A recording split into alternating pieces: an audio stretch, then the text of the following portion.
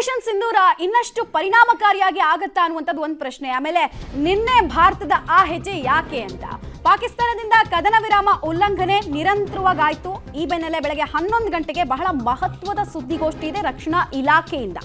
ಕದನ ವಿರಾಮ ಉಲ್ಲಂಘನೆ ಮತ್ತು ಕ್ರಮಗಳ ಬಗ್ಗೆ ಸುದೀರ್ಘವಾಗಿ ಬ್ರೀಫ್ ಮಾಡುವಂತಹ ಸಾಧ್ಯತೆ, ಅಂದರೆ ವಿವರಣೆ ಕೊಡುವಂತಹ ಸಾಧ್ಯತೆ ಇದೆ.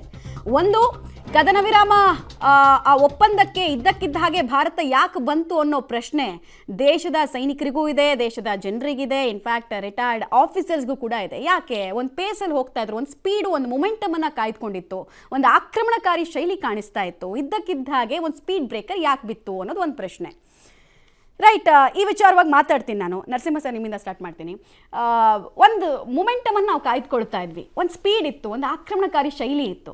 ಇದ್ದಕ್ಕಿದ್ದ ಹಾಗೆ ಈ ಸ್ಪೀಡ್ ಬ್ರೇಕರ್ ಬೇಕಿತ್ತ ಅನ್ನೋದು ಒಂದು ಮುಂದುವರೆದ ಭಾಗ ನಂದು. ಆಮೇಲೆ ಅಮೆರಿಕದ ಸ್ನೇಹಕ್ಕಿಂತ, ಅಮೆರಿಕದ ವೈರತ್ವಕ್ಕಿಂತ ಸ್ನೇಹನೇ ಅಪಾಯಕಾರಿ ಅನ್ನೋದನ್ನ ಮತ್ತೊಮ್ಮೆ ಅಮೆರಿಕ ತೋರಿಸ್ದಂಗೆ ಕಾಣಿಸ್ತಾ ಇದೆ. ಭಾರತಕ್ಕೆ ಅದರ ಅನುಭವನ ಈಗ ಮತ್ತೊಮ್ಮೆ ಖಂಡಿತ. ಇದು ಮೊದಲನೇ ಕ್ವೆಶ್ಚನ್ ಚೆನ್ನಾಗಿ ಹೇಳಿದೆ, ಸ್ಪೀಡ್ ಬ್ರೇಕರ್. ನಿಜ ನಮಗೂ ಆಶ್ಚರ್ಯ ಅದು. ದಿಸ್ ವಾಸ್ ಈ ಒಂದು ಕದನ ವಿರಾಮ ಉಲ್ಲಂಘನೆ ಅನ್ನೋದು ಒಂದು, ನೀವು ಕೊಡ್ತಿರೋ ಇದು ನೋಡ್ದೇ ಒಂದು ನಗು ಬರುವಂಥ ಸ್ಥಿತಿ. ಅದು ಯಾರ ಜೊತೆ ಕದನ ವಿರಾಮ ಮಾಡಕ್ಕೆ ಹೋದ್ವಿ, ಯಾರು ಉಲ್ಲಂಘನೆ ಮಾಡಿದ್ರು ಅವ್ರಿಗೆ ಅದು ಪ್ರಾಕ್ಟೀಸ್ ಆಗಿ ಹೋಗಿದೆ. That's by nature only. ಮೋಸ ಮಾಡೋದು, ಹೇಳಿದ್ದನ್ನು ತಿಳ್ಕೊಳ್ದೇ ಇರೋದು, ಇನ್ನೊಬ್ಬರಿಗೆ ದಾಸರಾಗಿರೋ ಒಂದು ಬುದ್ಧಿ ಇರೋರು ಪಾಕಿಸ್ತಾನದವರು. ಆದ್ದರಿಂದ ಅವರು ಕದನ ವಿರಾಮ ಒಂದನ್ನು ಪ್ರಪೋಸ್ ಮಾಡಿದ್ರು, ಯಾರ ಮೂಲಕನಾರು ಇರ್ಬೋದು, US ಮೂಲಕ ಅಥವಾ ಚೈನಾ ಮೂಲಕ. ನಾವು ಒಪ್ಕೊಂಡ್ವಿ, ಆಮೇಲೆ ಅದು ಉಲ್ಲಂಘನೆ ಮಾಡಿದ್ವಿ ಅಂತ ಈಗ ಅದ್ರ ಬಗ್ಗೆ ಯೋಚಿಸ್ತಾನೋ ಇದ್ದೀವಿ. ಅದು ಎರಡೂ ಒಂದಕ್ಕೆ ತಾಳ್ಮೇಳಗಳೇ ಇಲ್ಲ. ಎರಡನೇ ವಿಷಯ ನೀವು ಹೇಳಿದ್ರೆ US ಫ್ರೆಂಡ್ಶಿಪ್ಗಿಂತ ವೈರತ್ವಕ್ಕಿಂತ ಫ್ರೆಂಡ್ಶಿಪ್ಪೇ ಅಂತ. ಕರೆಕ್ಟು. ಇಲ್ಲಿ ನೋಡಿ, ಕದನ ವಿರಾಮ ಆದ ತಕ್ಷಣನೇ ಚಿಕ್ಕ ಮಕ್ಕಳಿದ್ದಂಗೆ ಕೈ ಎತ್ಬಿಟ್ಟು ನಾವು ಮಾಡಿದ್ದು ಅದು ಉಲ್ಲಂಘನೆ ಆದ್ಮೇಲೆ ಏನೂ ಮಾತಿಲ್ಲ.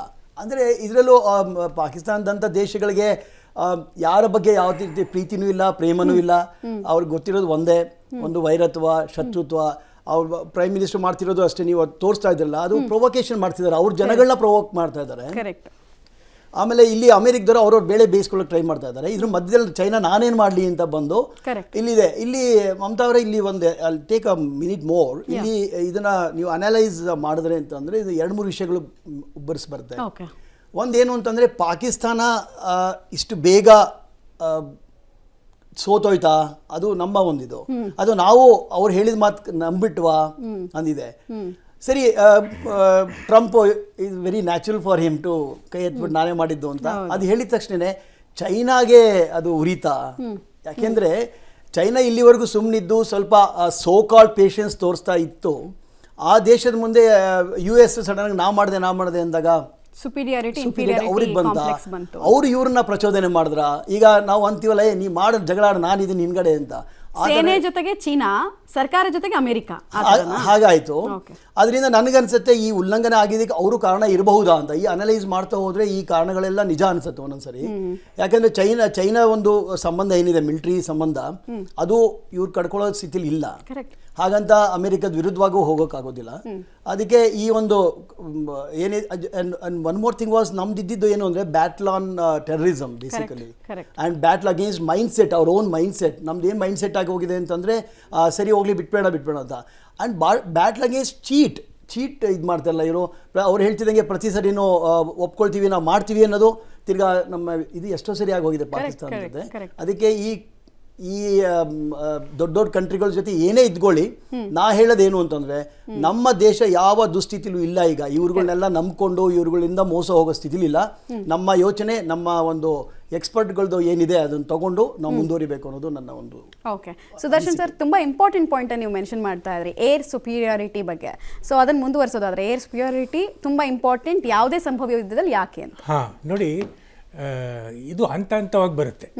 ಮೊದಲನೇ ಹಂತ ಫೇವರಬಲ್ ಏರ್ ಸಿಚುವೇಶನ್ ಅಂತ. Okay, it is limited sector, limited time. ನಮಗೆ we can attack their assets. Next ಈ ಒಂದು ಹಂತವನ್ನು ಪೂರ್ಣಗೊಳಿಸಿದ ನಂತರ ಏರ್ ಸುಪೀರಿಯಾರಿಟಿ ಅಂತ ಬರುತ್ತೆ. Now that becomes wider, more time ಸಿಗುತ್ತೆ. ನಾವು ಇನ್ನೂ ಆ ಹಂತಕ್ಕೆ ತಲುಪೇ ಇಲ್ಲ. ಇನ್ನು ಅದು ಫೈನಲ್ ಏರ್ ಸುಪ್ರಿಮೆಸಿ ಅಂತೇಳಿ. ಹಕ್ಕಿಗಳನ್ನು ಬಿಟ್ಟರೆ ಪಾಕಿಸ್ತಾನದ ಆಕಾಶದಲ್ಲಿ ಏನೇನೂ ಹಾರಾಡೋಂಗಿಲ್ಲ. That is ultimate. Only then we have won the war. ನಾವಿನ್ನು ಮೊದಲನೇ ಹಂತನೇ ತಲುಪಿಲ್ಲ. ಈಗ ಕದನ ವಿರಾಮ ಅಂತ ಘೋಷಿಸ್ಬಿಟ್ರೆ it is not giving justice to the force which is ready to achieve air supremacy. So ಈ ಸೀಸ್ ಫೈರ್ ಅಂತ ಏನು ಕರಿತಾ ಇದ್ದಾರೆ, firstly I don't agree with that word. It is stoppage of activity which may be temporary in nature. ಈ cease fire ಉಳ್ಕೊಳುತ್ತೆ ಅಂತ ನನಗಂತೂ ಅನ್ಸಲ್ಲ. It has to be, we have to fulfil the aim of the war.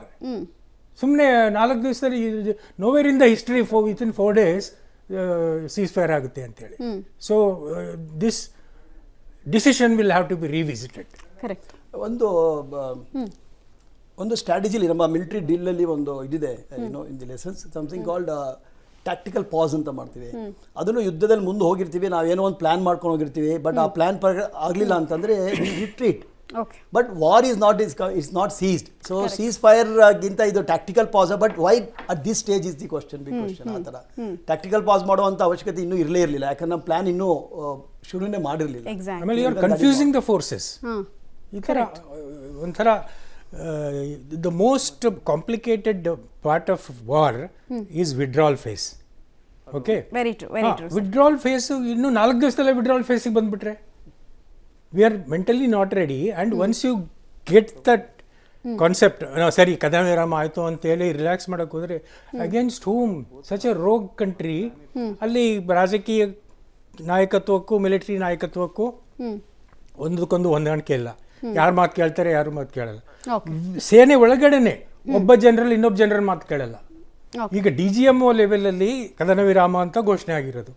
But the another general who doesn't like DGMO will say ಹೋಗ್ರಿ fire ಮಾಡಿ, fire ಮಾಡಿ. Correct, correct. ಇದೇ ಆಗಿರೋದು ಅಲ್ಲಿ. Right, right. ಮಾತಾಡೋಣ. ಮೋಹನ್ ಚದಲ ಸರ್, ನಿಮ್ಮನ್ನು ಕೂಡ ಪ್ರಶ್ನೆ ಕೇಳೋದಿದೆ ನನಗೆ. ಅಂದ್ರೆ ಲಾಸ್ ರಿಕವರಿಗೆ ಪಾಕಿಸ್ತಾನ ಟೈಮ್ ತಗೊಳ್ತಾ ಭಾರತಕ್ಕೆ ಇದ್ರ ಲಾಸೇ ಜಾಸ್ತಿನಾ ಅನ್ನೋದು ಒಂದು ಪ್ರಶ್ನೆ